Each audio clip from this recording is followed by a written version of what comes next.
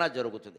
ఇంకొక భయంకరమైన కష్టం వచ్చింది ఆయన జీవితంలో, పుట్టగానే వచ్చింది. చాలామందికి తెలియని విషయం, పార్వతీదేవి స్నానం చేస్తోంది, అక్కడేదో నలుగుపిండి ఉంది, ఒంటికి రాసుకునేది, అదేదో దాంతో ఆవిడ బొమ్మ చేసింది, దానికి ఆవిడ ప్రాణం పోసింది, అందుకని వినాయకుడు పుట్టాడు. ఆయన్నేమో అక్కడ కాపలా పెట్టింది, ఎవరిని రానియకుండా చూడవయ్యా, కైలాసం అసలు బహిరంగ ప్రదేశం కదా, కొండ గుహలో ఎవరైనా వస్తారు పరాయి మగవాళ్ళు, అందుకని నువ్వు అక్కడ ఉండవయ్యా అని తల్లి కొడుకుని కాపలా పెట్టింది. అక్కడ ఈ వినాయకుడు నిలబడ్డాడు, అంతట్లో శివుడు వచ్చాడు, ఈయనకి తెలియక ఆయన్ని కూడా అడ్డుకున్నాడు. దాంతో నా ఇంటికి రాకుండా నన్ను అడ్డుకుంటావా అని శివుడు కంఠాన్ని తీసి బారేశాడు. ఇది మామూలుగా లోకంలో ప్రచారంలో ఉండే కథ.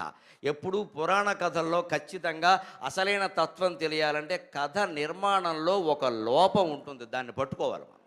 ఒక లోపం ఉంటుంది, కుదరని, యుక్తిపరంగా తార్కికంగా కుదరని విషయం ఒకటి ఉంటుంది, దాన్ని పట్టుకుంటే మిగిలినవన్నీ వస్తాయి.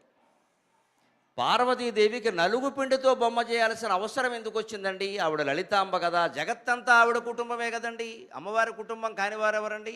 ఆ బ్రహ్మకీట జనని వర్ణాశ్రమ విధాయిని, ఆ బ్రహ్మకీట జనని వర్ణాశ్రమ విధాయిని, బ్రహ్మదేవుడు మొదలుకొని చిన్న కీటకం వరకు పార్వతీదేవి సంతానమైన లలితా సహస్రంలో స్పష్టంగా ఉందా లేదా? మరి అటువంటిప్పుడు ఈ నలుగు పిండితో బొమ్మ చేయడం పని ఏమిటంటే ఆవిడకి అక్కడుంది లోపం. అది పట్టుకుని లాగితే మొత్తం కథ వస్తుంది. ఆవిడ స్నానాల గదిలో ఉండి నలుగుపిండి తీసుకుని బొమ్మ చేసి నా కొడుకు పుట్టాలి, నా కొడుకు పుట్టాలి అని అనుకోవలసిన పని ఏమిటి? లక్ష్మీదేవి అనుకోలేదే. లక్ష్మీదేవికి బ్రహ్మదేవుడు సంతానం అంటే లక్ష్మీదేవి గర్భం ధరించి బ్రహ్మదేవుడిని కనల. విష్ణుమూర్తి నాభికమల నుంచి బ్రహ్మదేవుడు ఉద్భవించాడు.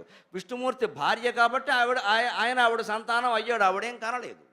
అలాగే సరస్వతీదేవికి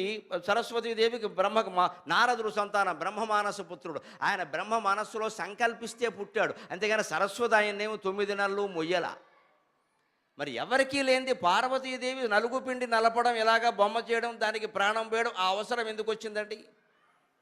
అది పట్టుకుని లాగితే మిగిలిన కథ అంతా వస్తుంది. పైగా ఇంకొక మాట, ఎంత అక్కడ పార్వతీదేవి స్వయంగా సృష్టించినటువంటి శిశువు కదా, ఆయనకు వచ్చిన వాడు తండ్రి అనే విషయం తెలియదా? శివుడు, పైగా శివుడు ఏమన్నా గుర్తుపట్టలేని వ్యక్త?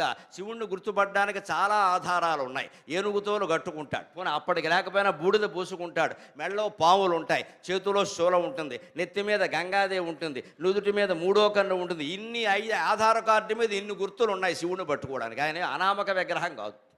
పోనీ మరో దేవుడు ఎవరన్నా అయితే గుర్తుపట్టలేరేమో అనుకోవచ్చు. శివుణ్ణి గుర్తుపట్టడానికి చాలా విశేషాలు ఉన్నాయి. అన్ని ఎదురుగా కనపడుతుంటే శివుణ్ణి లోపలికి రానియడ. పైగా పార్వతీదేవి ఎవరిని లోపలికి రానియద్దు అంటే భర్తను కూడా రానియద్దు అని అర్థమా?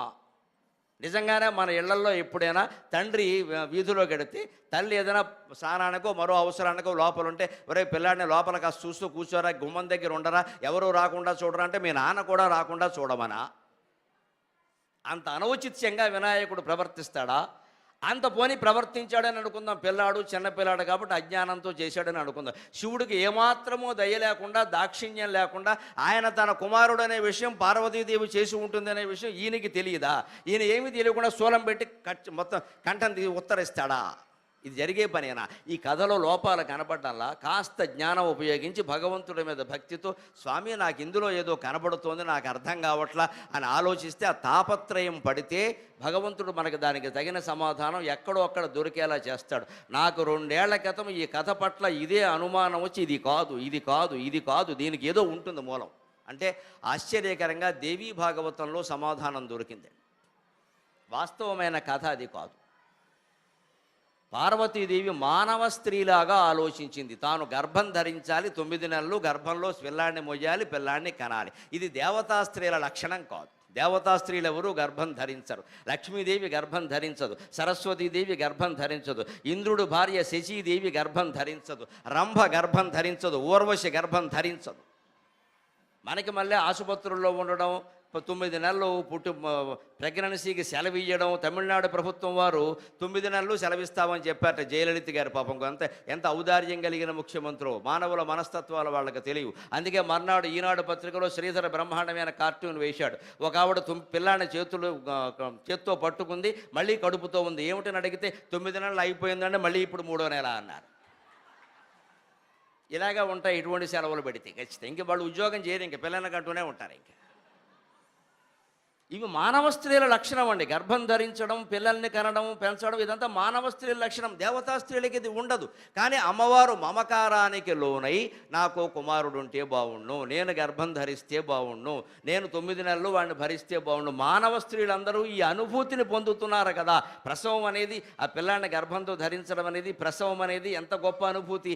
ఆ అనుభూతి మానవ స్త్రీలందరికీ ఉంది కదా, నాకెందుకు ఉండదు అని శివుణ్ణి అడిగింది. ఖచ్చితంగా దేవీ భాగవతంలో ఉందా కదా. నాకు పిల్లాన్ని కనాలని ఉంది, నాకు పిల్లాన్ని కనాలని ఉంది అంటే ఆయన చెప్పాడు, ఇది తప్పు, ఇది ఆలోచన పెట్టుకోకూడదు. కావాలంటే నీ సహస్రనామాలు నువ్వే చదువుకో. నిశ్చింత నిరహంకార నిర్మోహ మోహనాశని నిర్మమ మమతాహంత్రి నిష్పాప పాపనాశని. నిన్ను గురించి లోకమంతా కీర్తిస్తున్నారు. అమ్మవారికి ఎటువంటి చింత ఉండదు కాబట్టి అహంకారం కూడా ఉండదు. అమ్మవారికి ఎటువంటి మోహము ఉండదు కాబట్టి మోహాన్ని నశింపజేస్తూ, మనం వ్యామోహం అంతా పుత్రుల మీదే కదండి. ఎన్ని కోట్లు మనం సంపాదించినా మన కోసమా? కోట్లు సంపాదించిన వాళ్ళు ఎవరినైనా మీరు గమనించండి, 2 పూట్ల భోజనం చేయరు. కనీసం 2వ పూట చపాతీ తింటే అరగదు, 1 పూటే అన్నం. అది కూడా కర్మ. 2వ చపాతీ తినకూడదు, బరువు పెరుగుతాడు. అందులోకి చట్నీ వేయకూడదు, బీపీ. అందులోకి పంచదార వేయకూడదు, షుగర్. దేనికి నీ 100 కోట్లు పని లేక 2వ పూట అన్నం తినే యోగం లేనప్పుడు. ఈ ఆస్తులన్నీ దేనికి? అనవసరం కదా వ్యవహారం. పైగా ఒక్క చపాతీ కోసం 100 కోట్లు ఎందుకండి? ఎంత ధరలు పెరిగినా ఇండియాలో ఒక్క చపాతీ 100 కోట్లు అవ్వలేదు. ఇంకా చాలా తక్కువలోనే ఉన్నాయి. అవసరం లేదు, అంత డబ్బు అవసరం లేదు. మనం ఎందుకు సంపాదిస్తాం తెలుసా? మమకారం, వ్యామోహం. ఇదంతా నా పిల్లలకి ఇవ్వాలి, ఇదంతా నా పిల్లలకి ఇవ్వాలి. నా పిల్లలే నా వాళ్ళు, నేను, నా భార్య, నా పిల్లలు, నా కుటుంబం. మిగిలిన వాళ్ళు ఏమైపోయినా సరే వీళ్ళే నాకు ముఖ్యం. వాళ్ళకి ఇవ్వాలి, వాళ్ళకి ఇవ్వాలి, వాళ్ళకి ఇవ్వాలి. ఈ తాపత్రయం మనకుంటుంది. అమ్మవారికి కూడా ఇదే ఉంటే అలాగా వాళ్ళు దేవతలు ఎలా అవుతారు? నిర్మమ మమతాహంత్రి. అమ్మా నీకు మమకారం లేదు, ఉన్న మమకారాన్ని తెంచుతావు. నిర్మోహ మోహనాశని, నీకు మోహం లేదు, మోహాన్ని పోగొడతావు. ఇది అమ్మవారి లక్షణం కదండి. మరి అటువంటి అమ్మవారు మానవ స్త్రీలా భావించి నేను గర్భం ధరించాలి, నేను పిల్లాడిని కలాలని కోరుకుంటే ఎలాగా? అందుకే శివుడు ఎత్తుకు పై ఎత్తు వేశాడు. కానీ భార్య కోరినప్పుడు అంగీకరించడం భర్త ధర్మం. ఎంత చెప్పినా వినకుండా నాకు గర్భం ధరించాలనుంది, నాకు గర్భం ధరించాలనుంది అంటే సరే అన్నాడు ఆయన. ఎందుకని? చెప్పినా వినరు. చెప్పిన మాట వినని వాళ్ళనే భార్య అంటారు. చెప్పిన మాట విన్నట్టు నటించేవాడిని భర్త అంటారు. పెద్ద తేడా.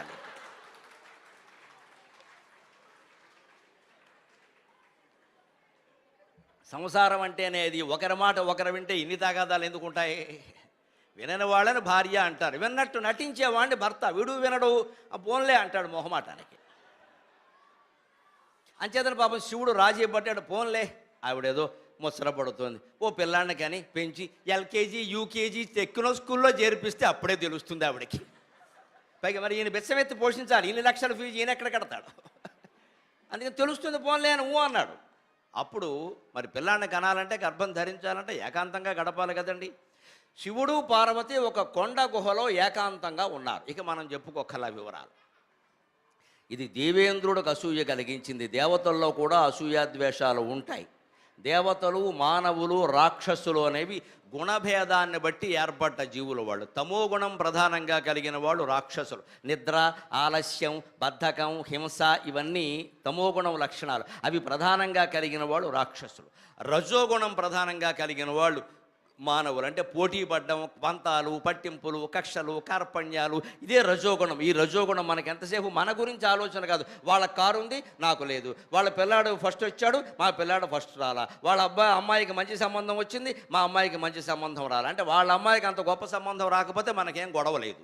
వాళ్ళు కారు కొనకపోతే మనకు కారు అక్కల. మనకు కారు ఎందుకు కావాలంటే మన అవసరం గురించి కాదు, వాళ్ళకు ఉంది కాబట్టి మనకు కావాలి. ఇది మానవుల లక్షణం అండి. దీన్ని రజోగుణం అంటారు. ఈ రజోగుణం ప్రధానంగా కలిగిన వాళ్ళు మానవులు. దేవతలు అలా కాదు, సత్వగుణం ప్రధానంగా ఉంటారు. వాళ్ళు శాంతంగా ఉంటారు. ఈ కోరికలన్నీ వాళ్ళకు ఉండవు. ఉన్నదాంతోనే సంతృప్తిగా ఉంటారు. మనం ఆ దైవత్వాన్ని పొందాలి, సత్వగుణాన్ని సాధించాలి.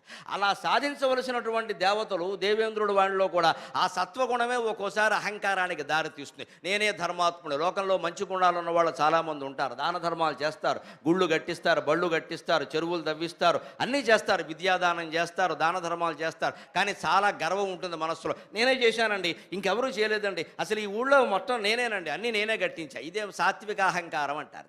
ఇది కూడా ఉంటుంది.